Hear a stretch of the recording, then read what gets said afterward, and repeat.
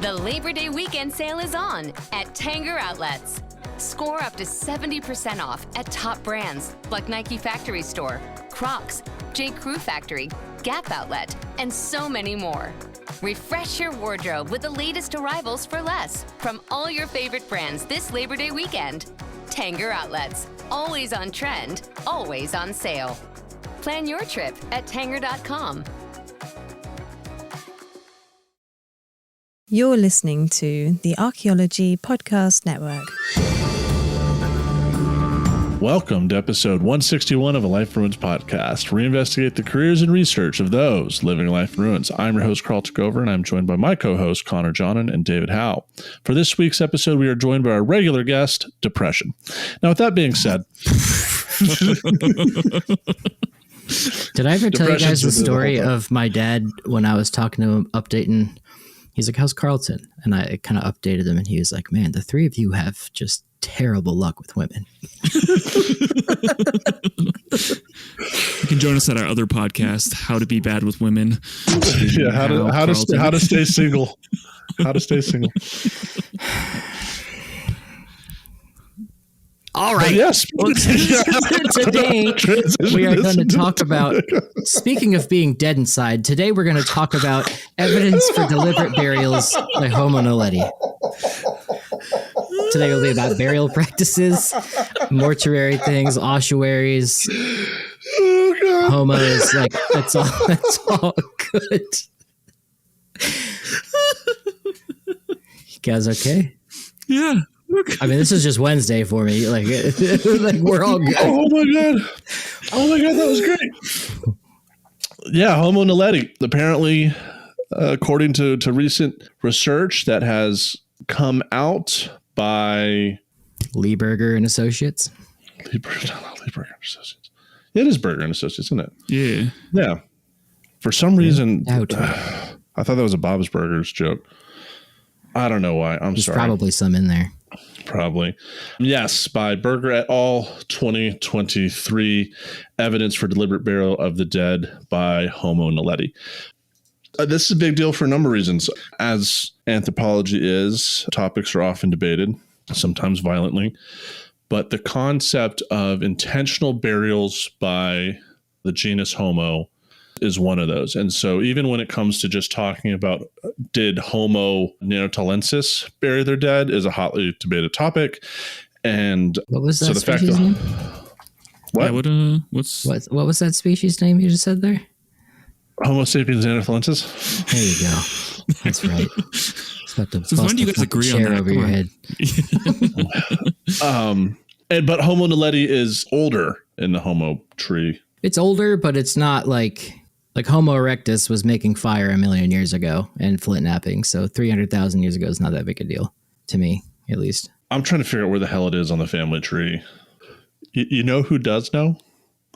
Who's made a whole video on Homo naledi? North 02? Our buddy Stefan Milan. Don't tell him he's on the podcast. He's gonna. He might not answer. We were talking about sushi earlier, so he might think it's about that. Yo, Carlton. Hey, Steph. How you doing, man? Good. How's it going? It's going well. I had got my sushi fixed the other day. I bought something that was, it said it was like fried salmon, but it wasn't. It was weird. But I have a question for you that's related to anthropology. Yeah. So Homo... I'm sorry. I'm just about to join a Zoom meeting. I'm so sorry. Yes, Homo naledi. How old is it? Like 200,000 to 300,000, I think. 200,000 to 300,000? 300,000, I think. Okay. In Africa? Yeah, South Africa. Perfect. What makes them different from other Homo species? What makes them different is that it's a late survival of small brain hominins. We figured they had basically all died out with the evolution of Homo erectus. That big brain hominins would replace all small brain hominins because we're big and we're smart, big brains, blah, blah, blah. Then first Homo floresiensis was found, which is small brained. But that was sort of excused away because they're so on a small island in Indonesia. And we were like, oh, well, big brain hominins still dominated everywhere else. But Homo naledi is a small brained hominin in South Africa, sort of right in the cradle of where humans evolved. and seemingly survived for like well over 1 million years after He's reading the a script. evolution of Homo erectus. So he's about to do a Zoom call about this with somebody. That like classic progression of human evolution that big brains dominated and replaced all small brain hominids, because clearly there was one population of small brain hominids still chilling in South Africa for ages after Homo erectus evolved.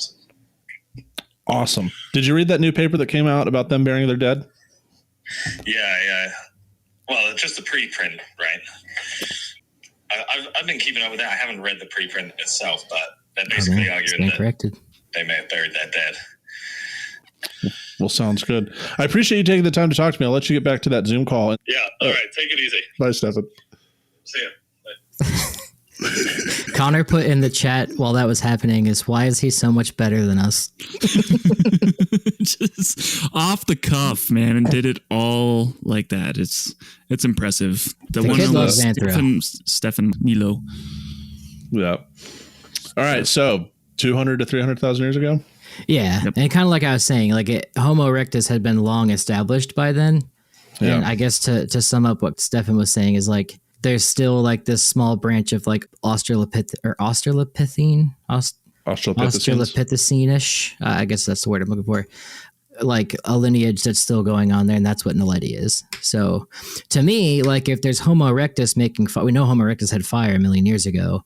So Homo naledi could have been like, monkey seeing monkey doing that. Well, aren't we all just Australopithecines hanging out? I would say we're all Homo like erectus hanging out. Oh, yeah. Yes. This is found in one cave in like a super intense cave system in South Africa.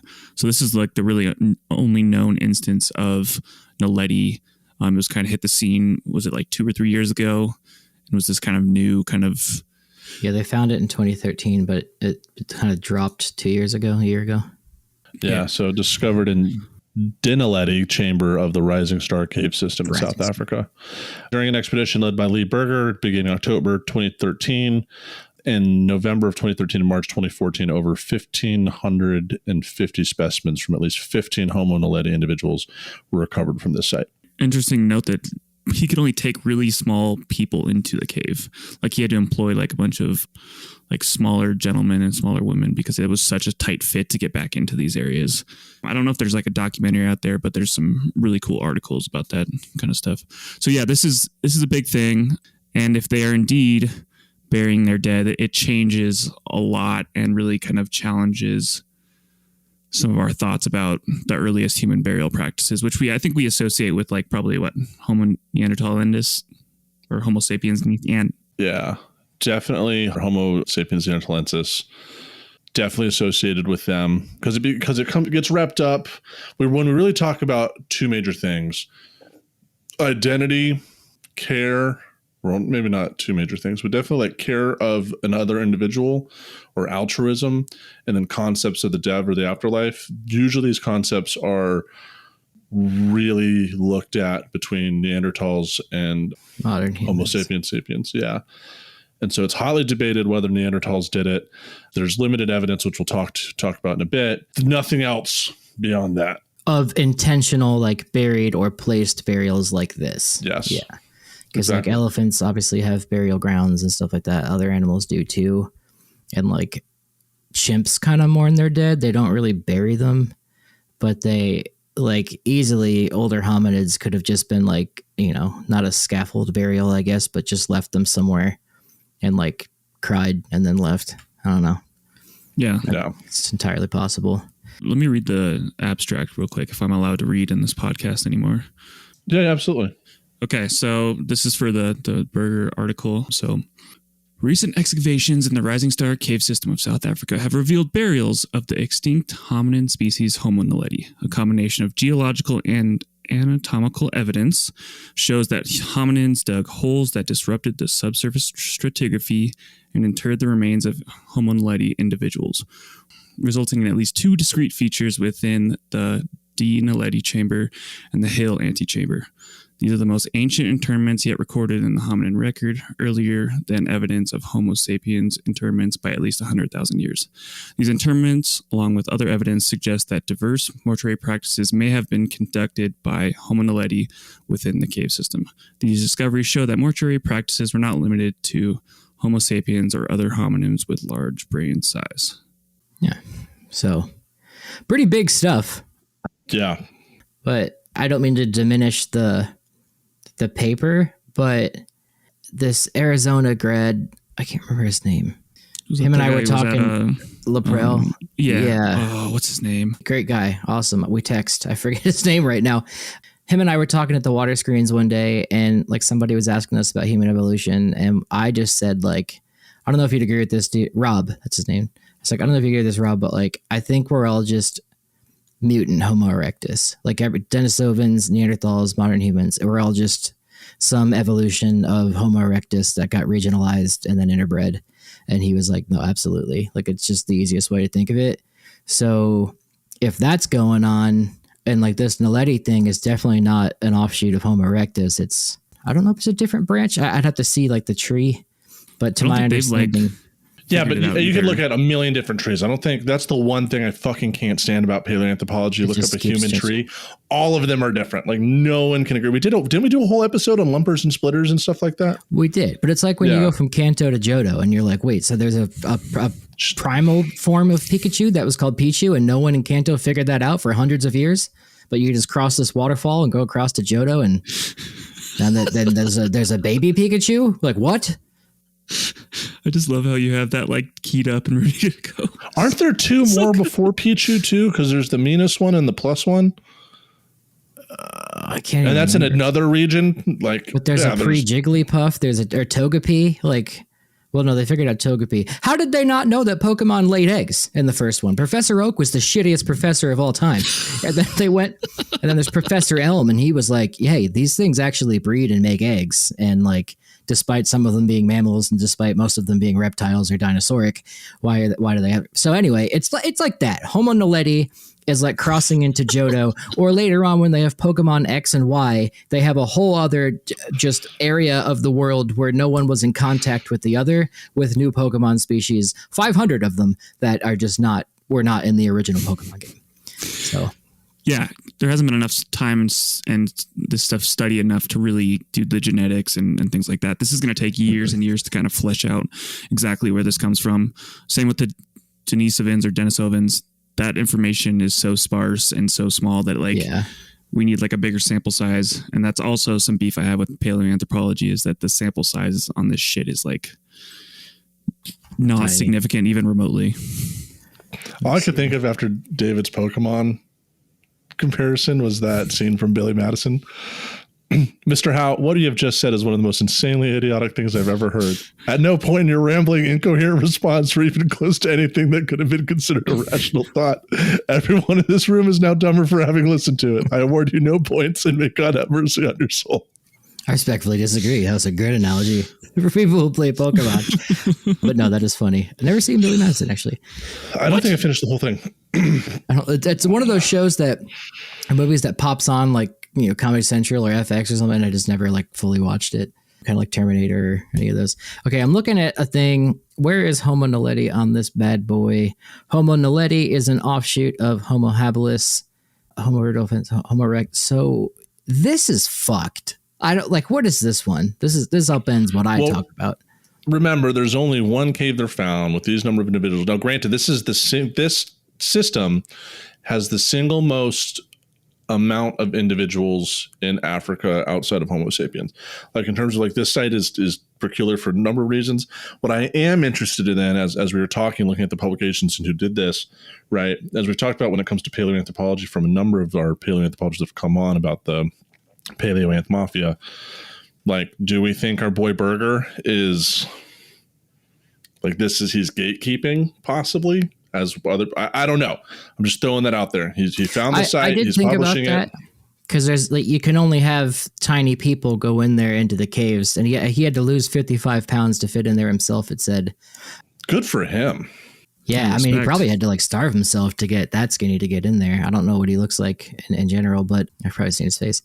But anyway, regardless, like they took plenty of pictures, it looks like, though. So what you see there is what you get. But it is, I could see how some people might find it gatekeepy that, like, you know, only 12 people have been in here to see it. Yeah. I think they extracted that stuff and have. It seems like top tier science to me. Yeah, and they have published all their figures and methods and stuff like that. So if you do check out the article, eventually when it comes out, it's 133 pages full of figures and different sort of analysis and stuff like that. So I do respect them for that. I mean, there probably is an element of mafia involved just because he's a high profile name, and he probably gets some sort of preferential treatment in publishing and things like that. I wouldn't doubt that at all, but we'd like to think it's good science, but I think the jury is still out on that. And I think this little segment here is out too. So we will be right back. Chicken tacos should only be trusted to chicken professionals. That's where we come in. Introducing Zaxby's new chicken finger tacos. One comes with pico de gallo and creamy chipotle ranch. And the other comes with bacon, lettuce, tomato, and avocado ranch. Chicken experts since 1990. Chicken taco experts since now. Order yours today in the Zax Rewards app. Woo, saucy! Zaxby's. The Labor Day weekend sale is on at Tanger Outlets. Score up to 70% off at top brands like Nike Factory Store, Crocs, J. Crew Factory, Gap Outlet, and so many more. Refresh your wardrobe with the latest arrivals for less from all your favorite brands this Labor Day weekend. Tanger Outlets, always on trend, always on sale. Plan your trip at tanger.com. And welcome back to episode 161 of a Life Ruins podcast. We're continuing to talk about the recent burials or suggested burials at Naledi in the Naledi chamber. Naledi? I don't know. Naledi? Where's that at, David? Yeah, Naledi. What would you call that area? Oh, South Africa? Cradle of civilization. I don't think it showed up. It did a little bit. Okay. We're trying all the new things here on the podcast. Absolutely. From Chappelle's show with yeah. Do we have anything to add to that, the Naledi specific, or do you want to? We probably should talk about the individual burials themselves or why they think they're burials. Well, we can also talk about the fact that there's symbolic culture in there too. That's pretty big. Yeah, let's hit the symbolic culture after what makes them burials and not just random, like there wasn't some sort of geological event that just covered up a bunch of dead Naledians. Right. Yeah. For them, like pulling this up, they talk about how the spacing of them? It's the way that they're in the ground suggests that they're consistent with intentional burials.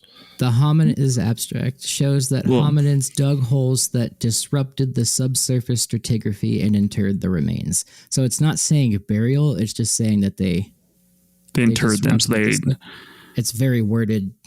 Yeah. So, I mean, the important thing is that the sediment and stuff like that and the surrounding areas suggest that there is internment. There is stuff being buried apart from that. So if an individual just died there, you would expect zero disturbance in terms of the sediments, etc. But you can, in this case, have a defined additional layer or changes between previous layers that shows that there was digging happening and mixing as part of this. So that's I think that's their big thing, looking at the soil stratigraphy and stuff like that, which is important because, I mean, that's how we define burials and features, etc. Is that what you're reading of this, is Carlton? Yeah, I mean, I buy it. I mean... Yeah, they're not just... it's clearly more than just laid there. Yeah. Yeah, which would suggest like the earliest known form of treatment of the dead in genus Homo. Yeah. Now, I think I talk about this, or I mean, I know I talk about this in my lecture, but at the end, I was talking about because it's a significant leap in time when we start burying ourselves, but then also, I would argue when you start burying dogs, because you're extending that idea of humanity onto another creature. But before I go into that, I was saying you got to bury people. Like when they're dead, you get sad. So you got to bury people, but you got to bury them 6 feet deep because hyenas have dug them up, or like wolves or whatever. And then after that, that's going to become like a practice. And then around that's going to become a ritual. And then it's a habit thing that you make. And that's going to lead to like an afterlife type thing. So it's pretty complicated. At least that's my idea of how that evolution goes in like the human brain. But this just shows that it was going on long before that. And maybe they just never figured out to bury them 6 feet deep until Neanderthals kind of thing, or humans, or deep enough. Yeah, but the 6 feet burial is very specific to certain cultures too. Sure, I guess not exactly 6 feet, but you know what I mean. Like they buried them. Yeah. Because there's also like sky burials practiced across the world, and we would never be able to tell exactly. So they could be doing that. Yeah, there's a bunch of different forms. Like in terms of like interring people in the ground, archaeologists will find them. Now, if there's a different sort of like ritualistic treatment of the dead that won't be identifiable, archaeologist is absolutely possible. Yeah, like we could be seeing it earlier in like Australopiths and stuff like that. But this is just the perfect storm where these things are buried in a cave. I also think it's interesting, David, what you're talking about. Like, so you have these patterns that become ritual, become habits, and then there's like the diffusion of that too, which I think is super interesting because because it's all going to culturally differ. Yeah.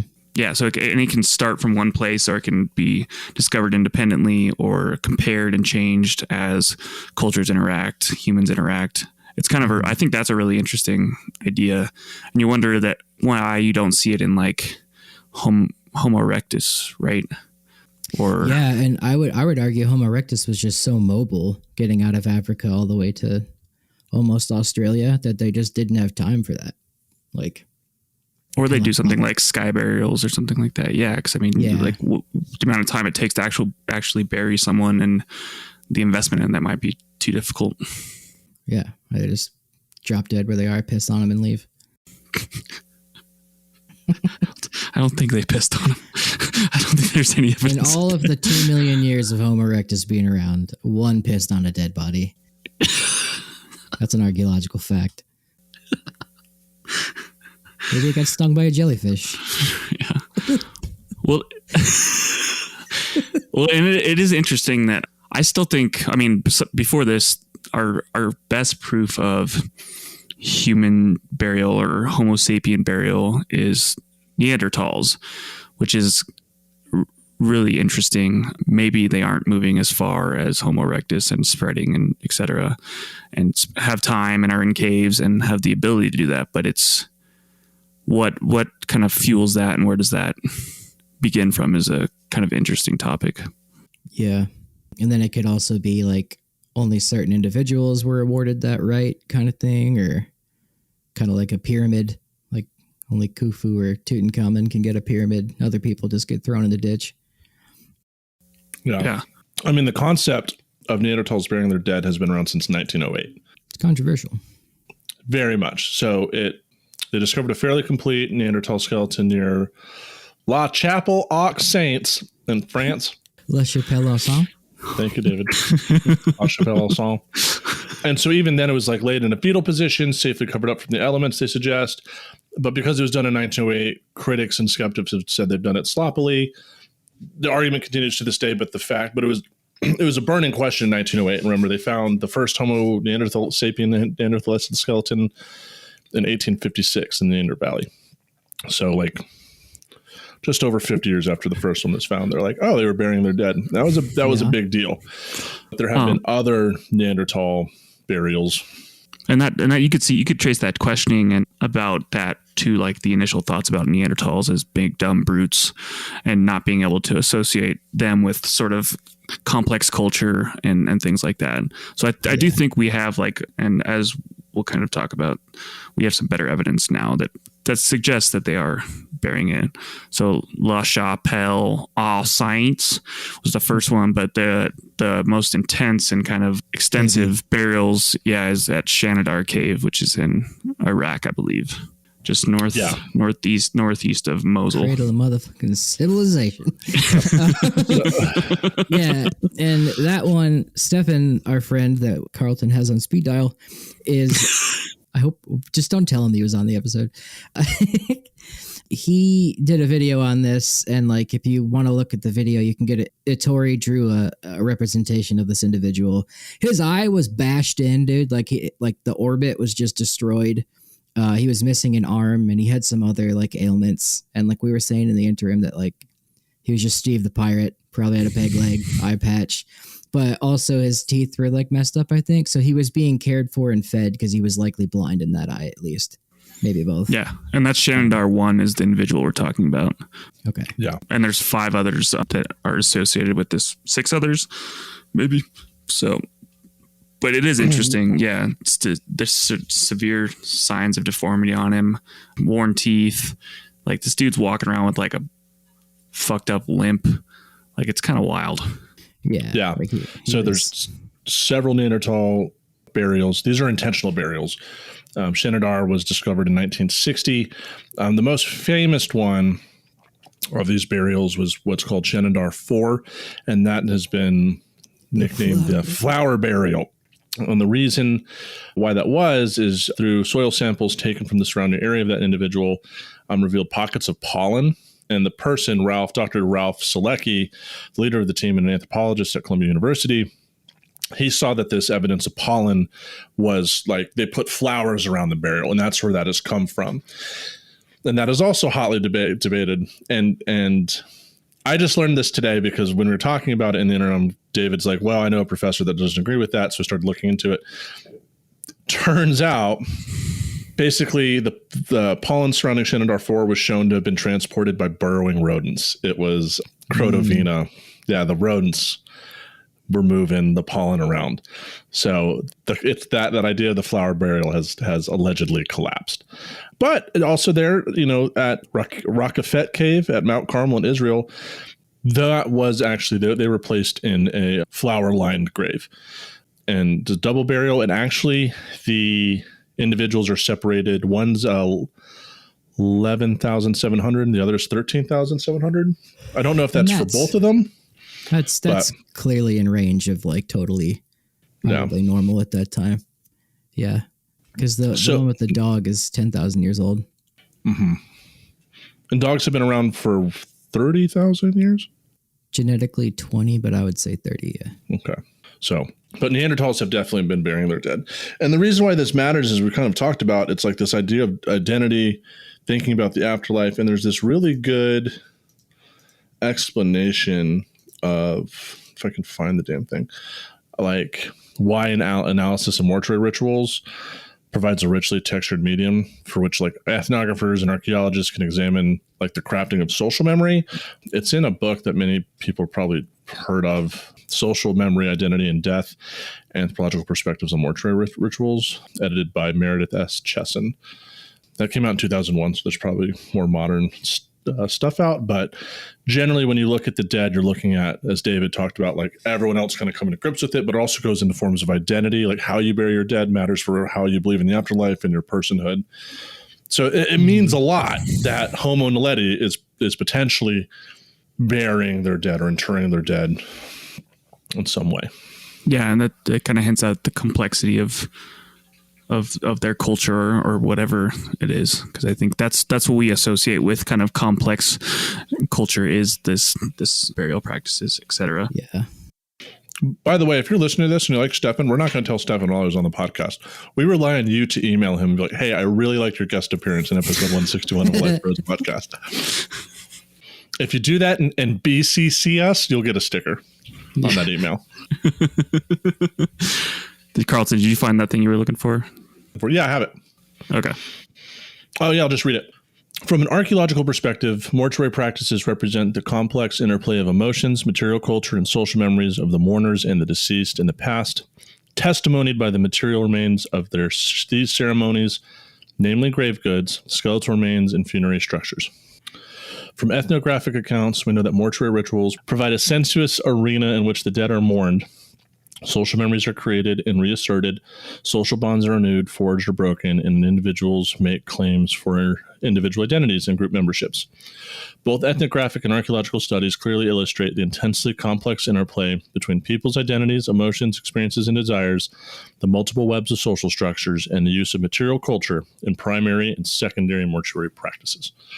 So that is from Social Memory, Identity, and Death, an introduction by Meredith S. Chesson, University of Notre Dame, as of 2001. Chesson, isn't it? Tuesday. I thought you were talking about some like Szechuan chicken or something. It's like what sort of what sort of. Because that's like uniquely human. I mean, fundamentally, when we talk about burying the dead, we all, regardless of where we're at right now, if you're a lone Cossack listener, how we bury the dead is a very personal but group bonding experience, and we all know what goes on with a funeral and the practice. Culture, yeah. Yeah, for me, I know what to expect from like when one of my Pawnee relatives dies. I know what needs to happen for a Pawnee funeral versus like someone on my mom's side or my non-Indigenous friends. Like those are two different practices in how we engage. The Jewish side of my family funerals, you always put a rock on the grave and everyone takes a turn throwing dirt on it. And then there's like a Kaddish is what it's called. It's like the prayer that a rabbi reads. I've actually only been to Jewish funerals. I don't think I've been to went to my grandpa's. He was Christian. Is Shiva involved in that too? Or where you sitting? You can sit. Well, yeah, I guess the practice is sitting Shiva. It's like you sit Shiva with the body for 3 days. I don't know if it's to make sure originally if hyenas don't eat it. I don't know. There's probably a rabbinical purpose for it that I never went to Hebrew school, but our family, just being New York Seinfeld Jews, just instead of sitting Shiva, went to a diner. New York hung out together. Seinfeld Jews. But yeah, no Shiva. But that's definitely a thing. And that's an old ass tradition too. Like Judaism's old. Well, I think that it's interesting. I've been to like Catholic funerals. I've been to kind of more Anglican, Presbyterian, etc. And there is like this kind of spectrum of stuff that is done in certain practices. I kind of like the New Age version where we just like get drunk and hang out with your friends and talk shit about it. Way. Yeah. Just have a good time. I think that's interesting. But I was super shocked when I was young to go to a Catholic funeral and have the body, the open casket sort of thing was like shocking to me as like a 6-year-old or 7-year-old. Yeah. I never did an open casket thing. Yeah, it's freaky. My grandfather's funeral, my dad's dad, he was a Mason. So like all of like the Mason, like the Masonic Lodge of like New York was there. I don't know if it was all of the state of New York or just where he was, but they have their own funerary practices that was the funeral I saw. And I was like, oh damn, my grandpa was like legit. But my uncle's a Mason too. My native grandfather had a Masonic aspect to his. It was bonkers. Like his funeral was like Pawnee, Masonic, and then also had a little bit of Southern Baptist into it. And there was also the veteran stuff there. So there was a lot of different social groups at play. Ooh, that's wild. On. Yeah, there was like a lot of different like rituals. Now that I think about it as an anthropologist, I'm like, holy shit. Like, yeah, there was a lot of different social contexts in which people had to do things. We had someone standing honor guard. There was this 21 gun salute. Yeah, like there was a lot. I don't know if he was the first Native American in the Masonic Church or in the Masons. Order or whatever. Yeah, it's Scottish Rite, I think is what my grandfather and my uncle were. Well, it's because my grandmother was in the Order of the Rose, so I'm pretty sure that she got him in. Because the Order of the Rose is the female version. Anyways, we're totally off topic. We'll get back to more mortuary practice in the archaeological record right after these messages. Welcome back to episode 161, talking about mortuary practices of homos and modern homos. I mean, it's the truth, guys. Grow up. I'm so sorry. Why are you laughing? It's 2023. Marriage is legal between the same sexes. Just didn't expect. It's cool. You know? I'm mostly laughing. You're a professor. What's going on over here, Carlton? It's June. We're going to have to cut that. No. It's funny. Leave that. I know. It's just jarring the way I said it. What I was going to ask was, Connor, I cut you off last time. You said you went to Catholic funerals. That's what you've been to, and it's open casket. Yeah, I've only been to one Catholic funeral, and it was open casket. Why do you think that practice exists? I don't know the actual origins of it. I guess you can tell the person's there. I'm gonna look it up Yeah, right I mean, I guess it's like a recognition of death, staring at it kind of thing. It's also weird that they don't do open caskets when they do like Death of Monarchs and stuff like that. They just have them sitting. At least the ones we know of. Yeah. Yeah. I mean, if you got mauled by a bear, I guess you're not doing an open casket, you know? So it says in most cases, the body present at a vigil. Often Catholics prefer an open casket to allow loved ones to see the person who's died at a final time before burial. So that's probably why. Like I've seen mostly Catholic ones, and like also Pawnee ones are generally open casket. Oh, that's because we had and I don't want to throw anyone on the bus because I know my TIPO listens to this. So there was an instance in which someone said we don't touch or see the body. So we also touch the dead. Like that was something that was instilled. Like you touch them to say goodbye, like rub their chest specifically, like their heart. Yeah, and just like you just say goodbye, so they can feel touched. But there was an instance where someone was like, yeah, we don't do that. And that's when I realized, like, oh, this person is Pawnee, but there's also another tribe, a tribe that doesn't, that has very strict cultural taboos. And I saw, like, no, that's not a Pawnee practice. This is your other practice coming in. It was alarming for me because it was a practice in which it was predominantly Pawnees. So that was a whole thing. Interesting. Well, it is interesting, especially because when we have, like, multiple cultural identities now, the putting together of the certain burial practices is really interesting. Like as a Pawnee person also of another culture as well, like how do you do that properly? It seems tough. Yeah, I mean, it's like one of those things. It's like, because I think about it, because it's also the same as like marriage. And like Mac and Emily did both weddings. They had Indian wedding in Pine Ridge, and then they had where they were married by a pipe, and then they had white wedding in Portland. So maybe it just like depends on, I mean, I'm going to be fucking dead. But I mean, I guess most people put this kind of stuff in their wills. Like my goddamn father, like for his funerary music, wants fucking jingle bells. Like he wants Christmas music. Is his idea? Is like I want people to feel jolly. I'm like, fuck you. You're going to ruin December for me for the rest of my life.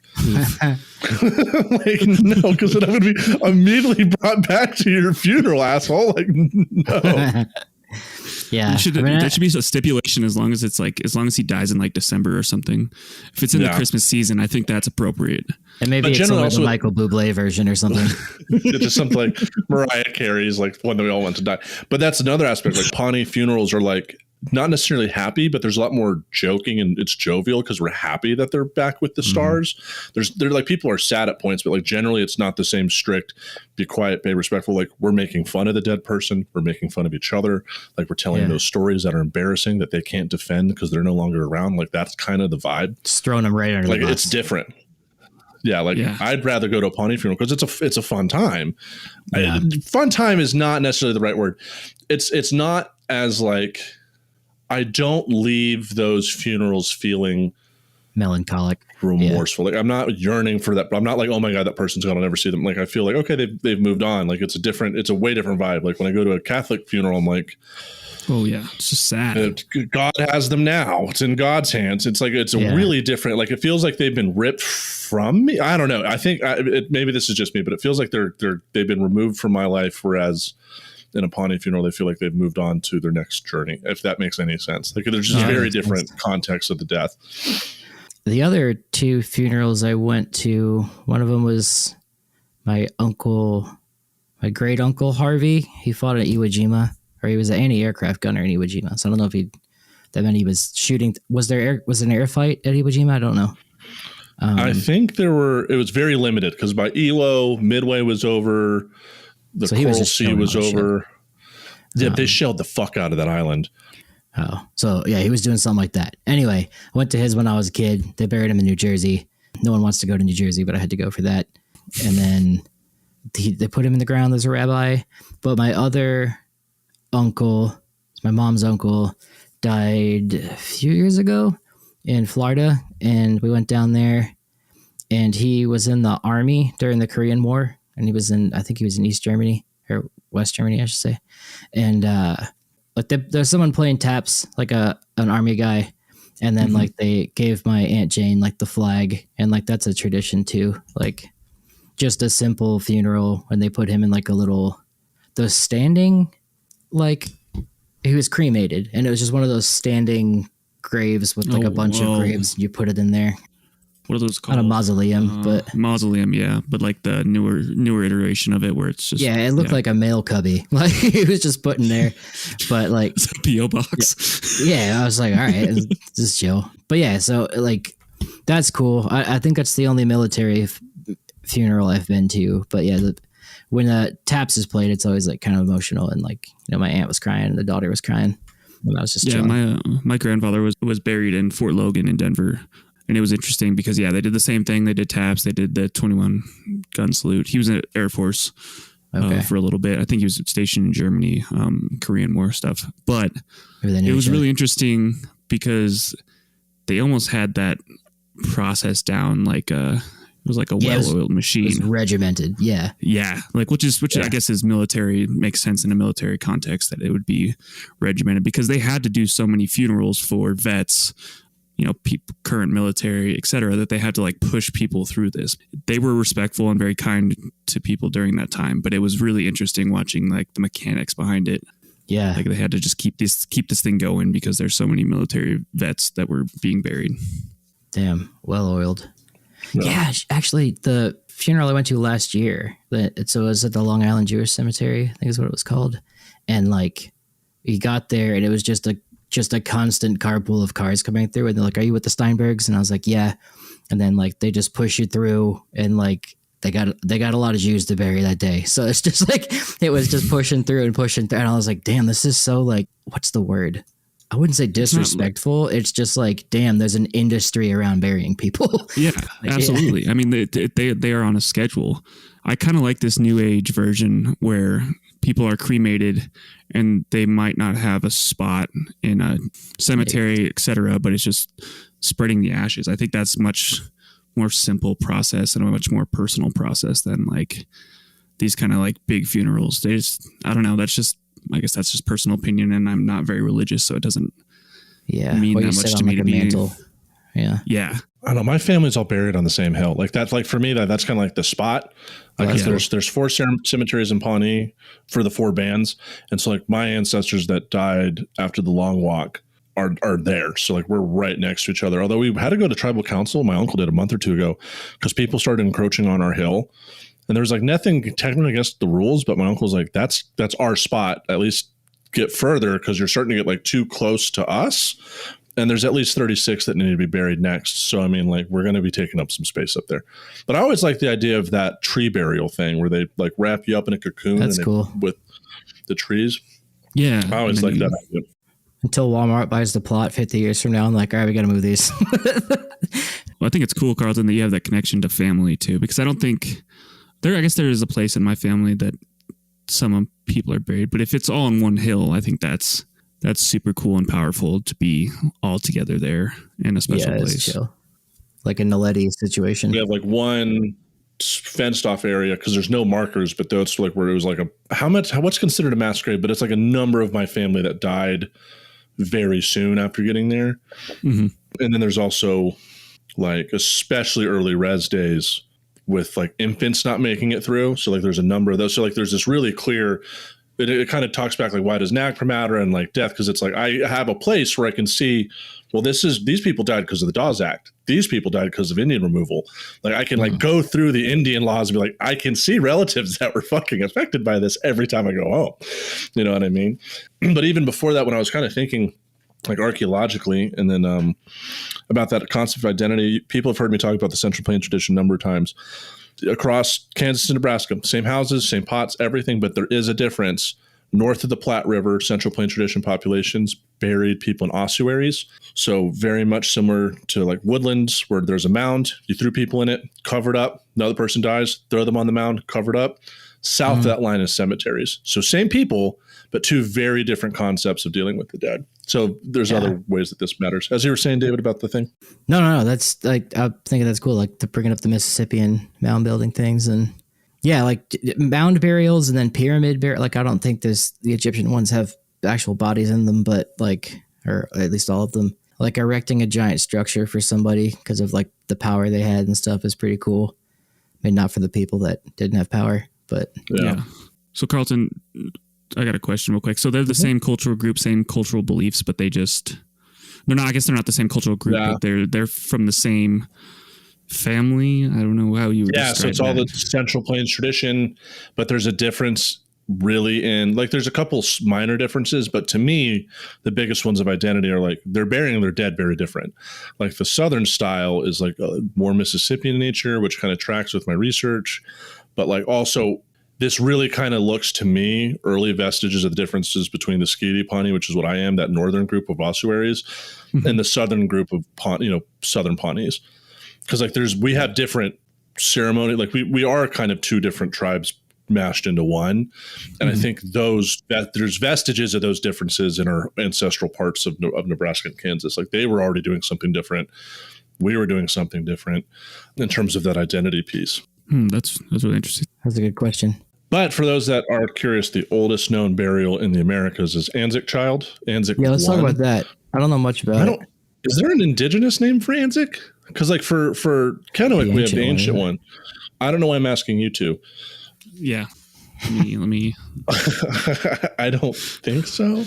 But it's the only known Clovis age burial, so over 12,000 years ago, deliberately interred in Montana, Park Clovis. County, Montana. Yeah. The Montana tribes have to have something for it, and it's probably another ancient one. I don't know the name of it, and I'm gonna get roasted. Was found with points and ochre all over the place, so it's very intentional burial. Yeah, but it's interesting that is not causing as much controversy as say like Kennewick Man or anything like that. I don't ever hear like Anzac brought up as part of these conversations of NAGPRA, etc. Yeah, maybe it's because they have good relations. It's interesting. But it's cool to see like the earliest Clovis folks are indeed burying people with really interesting artifacts, etc. Well, Anzac was pretty hot-headed because like the Anzacs kept the remains. Oof. They were reburied, and I think University of Wyoming was involved in some way, shape, or form, I want to say. But they were eventually reburied. And they brought a bunch of Montana tribes together. It was its own thing. But there was controversy very much around it back in the day. Okay. Maybe it's just not as fresh as, say, Kennewick Man or anything like that. Well, because Kennewick was federal property, so like Anzac, like NAGPRA doesn't apply to Anzac. Why not? But that did have a happy story because it was found on private property by private contractors. So not NAGPRA. And it wasn't kept in an institution. Basically, the family was like, we got a dead Indian child and it's ours now, Gladys. And they kept it in their Montana ranch house. Gladys. I do remember seeing Anzac was reburied. Yeah, multiple tribes took part of it. Yeah. Yeah. It was an intertribal ceremony. But the artifacts are, with the Montana Historical Society, so which is kind of interesting. If they ever get federal funding, if they did during COVID, that's NAGPRA. Going back. NAGPRA. I shouldn't be making fun of such a serious law because I just finished the NAGPRA conference last week here at Bloomington, and it was NAGPRA is very serious and a very good law. Yeah, check out our other episodes on that. Yeah. We mentioned just going back to the symbolic culture in the caves with naledi, and that's pretty big because symbolic culture doesn't really boom until like 50,000 years ago with humans, 40,000 years ago. Mm-hmm. And we always argue like, are those Neanderthal dots? Is that culture? Is that not? Oh, that now naledi's like hashtagging stuff in the walls over there. And they're like, speaking of those dots, I texted Emily Van Alts the other day about a recent paper that came out about how those like what's his face's red dots? Shit, what's Bernie? his name? Bernie's red dots, because that's the main thing I talked about. That there's those early cave paintings with the abstract marks and stuff are an early form of writing, and I sent it to Emily, and she had things to say, and I invited her on the podcast to talk about it. So she wants to come on and talk about this rock art research, because apparently rock art research is like the Wild West if you could say whatever the fuck you want. But to that, like what is symbolic culture? Culture that like might be a question for another podcast, boys. Yeah. I think it's just something like you can define as like a definition. Yeah, culture. Just a definition. Like you can see it being symbolic in some way.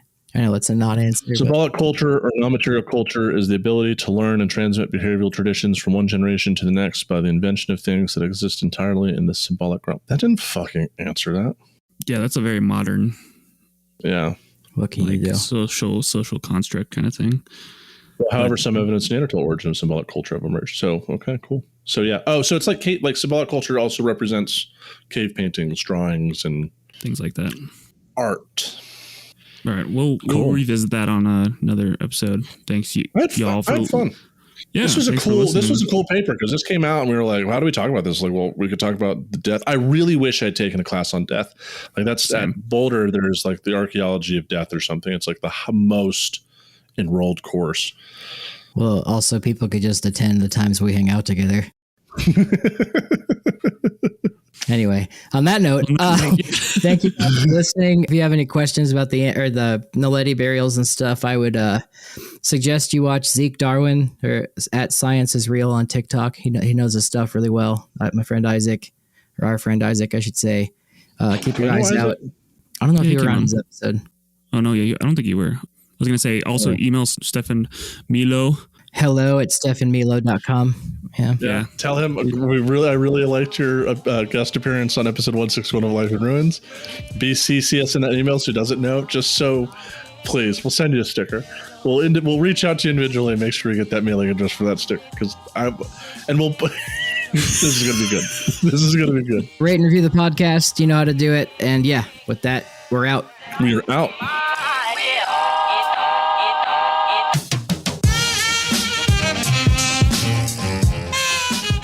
Thanks for listening to A Life in Ruins podcast.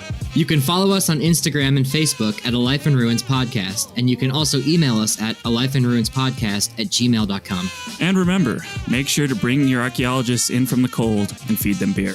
And if you made it this far, Connor, what is your joke for us today? I just found out the Grim Reaper is pansexual. I'm gonna come.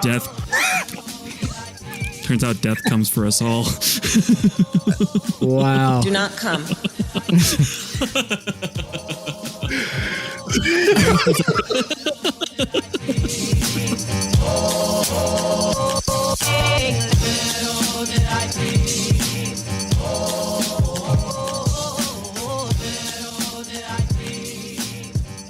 This episode was produced by Chris Webster from his RV traveling the United States, Tristan Boyle in Scotland, DigTech LLC, Culturo Media, and the Archaeology Podcast Network, and was edited by Chris Webster. This has been a presentation of the Archaeology Podcast Network. Visit us on the web for show notes and other podcasts at www.archpodnet.com. Contact us at chris@archaeologypodcastnetwork.com.